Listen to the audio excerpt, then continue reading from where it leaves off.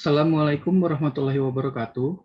Perkenalkan, kami dari kelompok 6 akan mempresentasikan mengenai proyek perancangan infrastruktur terowongan penyeberangan orang LRT Velodrome menuju Arion Mall.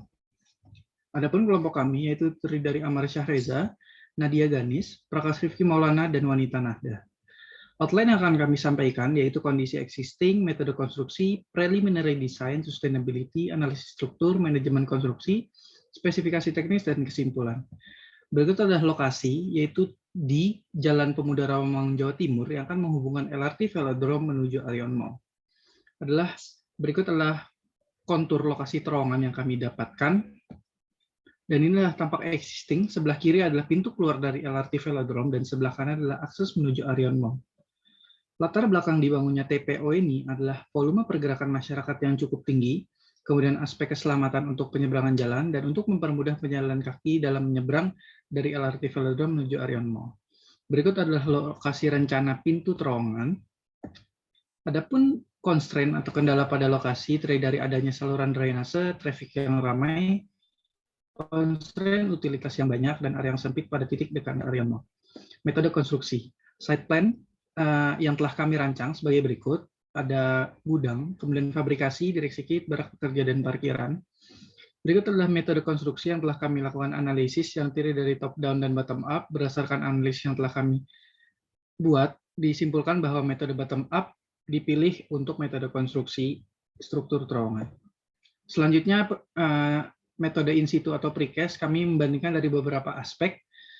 Selanjutnya dilakukan matriks perbandingan antara in situ dan precast, didapatkan in situ memiliki nilai yang lebih baik, sehingga kami memilih metode in situ untuk terowongan.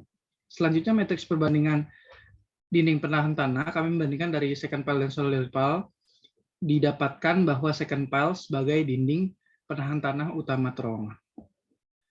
Adapun metode konstruksi galian, di sini ada proses penggalian tahap awal dengan ekskavator. Kami juga melakukan perhitungan kemiringan lereng, didapatkan dengan menggunakan metode irisan sederhana FS sebesar 2,67 sehingga aman. Selanjutnya metode konstruksi second pile yang terdiri dari pekerjaan tanah, selanjutnya pekerjaan second pile yang terdiri dari primary dan secondary pile, selanjutnya pekerjaan capping beam. Berikut adalah metode konstruksi second pile yang terdiri dari pengeboran, pembesian, pengecoran, dan metode capping beam yang terdiri dari pembesian, penggalian, dan pengecoran. Selanjutnya adalah pekerjaan tanah yang mana elevasi rencana yang kami rencanakan yaitu pada 6,05 meter. Dengan metode konstruksi yang selanjutnya adalah sistem bottom up. Adapun proses galian ini dilakukan dengan segmentasi. Berikut adalah proses penggalian dengan segmentasi, yaitu penggalian tahap awal, tahap 1, tahap 2, tahap 3, dan selesai. Selanjutnya metode konstruksi pekerjaan struktur terowongan yang terdiri dari slab dan tangga. Di sini juga dilakukan metode konstruksinya dengan segmentasi. Berikut adalah prosesnya, yaitu pekerjaan bottom slab, pekerjaan tangga, pekerjaan top slab, dan pekerjaan urukan dan pengadatan tanah. Kemudian manajemen lalu lintas, di sini kami juga melakukan segmentasi yang mana apabila segmen 2 dan 5 sedang mengalami masa konstruksi, segmen 2 dan 3 digunakan sebagai jalan dengan bantuan Metro Deck. Kemudian apabila 3 dan 4 sedang masa konstruksi, 2 dan 5 digunakan sebagai jalan. Selanjutnya manajemen lalu lintas. Ini adalah traffic control untuk tahap 4 dan traffic control untuk tahap 5. Selanjutnya, berikut beberapa regulasi terkait yang kami jadikan acuan untuk pembangunan terowongan kami. Next.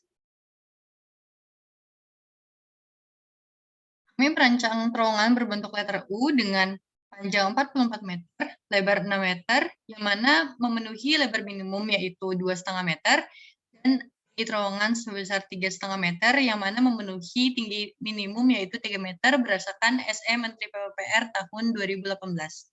Next. Berikut untuk detail potongan dari terowongan kami. Berikut untuk detail terowongan serta detail entrance dari terowongan kami. Kemudian kami merancang lift sebagai fasilitas untuk penyandang disabilitas serta merencanakan instalasi listrik, di mana kami juga memasang CCTV sebagai aspek keamanan. Next. Untuk lift-nya itu sendiri dengan kapasitas 16 orang penumpang. Kemudian kami melakukan visualisasi dari terowongan yang kami rancang sebagai berikut. Kami juga mempertimbangkan aspek sustainability dalam rancangan terowongan kami berdasarkan 3 pilar utama sustainability, yaitu lingkungan, ekonomi, serta sosial. Kami merencanakan aspek keberlanjutan ini pada tahap perencanaan, tahap rancangan, tahap metode konstruksi, serta spesifikasi teknis. Sebagai contoh, pada tahap perencanaan, kami merencanakan pembuatan lift ke bawah terowongan, yang mana mendukung aspek keberlanjutan bidang sosial, yang mana menyediakan fasilitas bagi penyandang disabilitas. Selanjutnya saya akan menjelaskan mengenai analisa struktur dari terowongan kami. Berikut merupakan data tanah yang kami dapatkan pada lokasi kami dengan kedalaman muka air tanah sedalam 13 meter.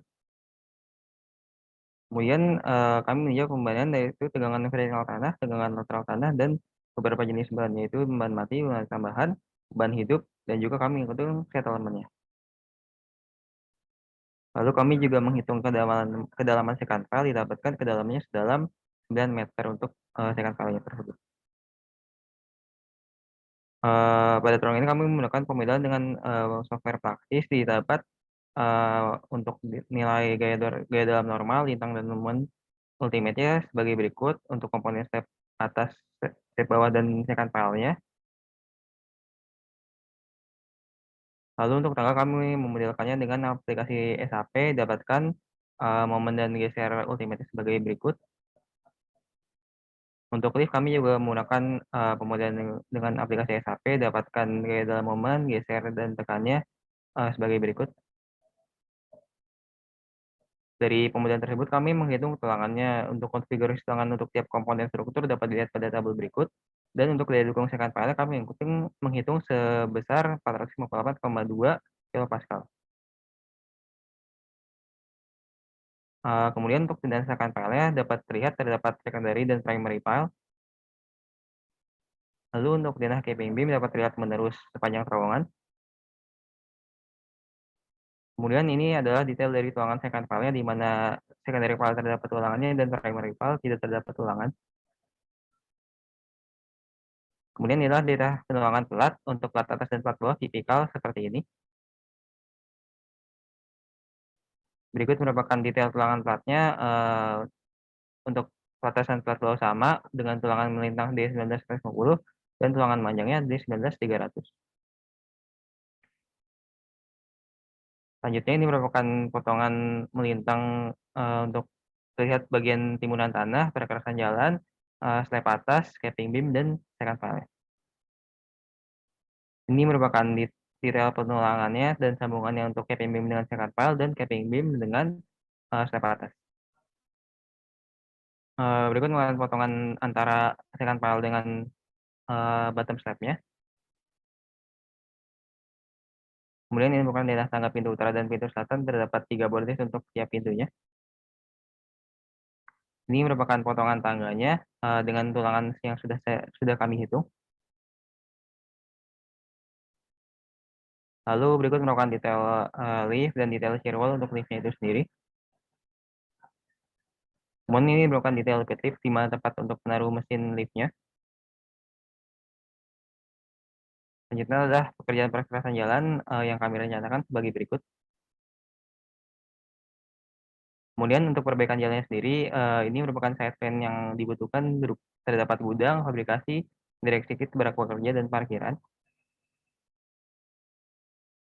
Untuk perkerasannya sendiri, kami terdiri dari 3 lapisan, yaitu lapisan aspal, beton, dan sirtu.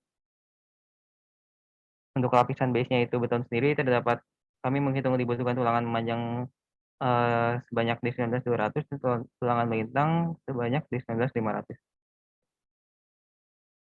Selanjutnya adalah manajemen konstruksi. Berikut ini merupakan WBS dari proyek kami. Pada slide ini menunjukkan tabel WBS untuk rumpun pekerjaan persiapan, di mana paket pekerjaannya terdiri dari fasilitas proyek, pengalihan jalan existing, dan land clearing. Kemudian ada WBS untuk rumpun pekerjaan tanah dan pekerjaan struktur. Ini merupakan lanjutan dari rumpun pekerjaan struktur. Ini juga masih sama, lanjutan dari pekerjaan struktur. Selanjutnya ada WBS untuk rumpun pekerjaan arsitektur dan MEP. Ini kelanjutan dari pekerjaan MEP. Harga satuan pekerjaannya didapat dari keputusan Gubernur Daerah Khusus Ibu Kota Jakarta nomor 200 tahun 2020 dan Pergub DKI nomor 10 tahun 2020. Sementara untuk analisa harga satuan pekerjaannya mengacu pada analisa harga satuan pekerjaan Permen PUPR nomor 28 tahun 2016. Berikut di bawah merupakan contoh perhitungannya. Ini merupakan perhitungan volume pekerjaan. Ini juga kelanjutan perhitungan volume pekerjaan. Ya, untuk rencana anggaran biaya itu didapat dari perhitungan volume dikali dengan harga satuan. Di bawah ini uraian perhitungannya. Selanjutnya juga merupakan uraian perhitungannya.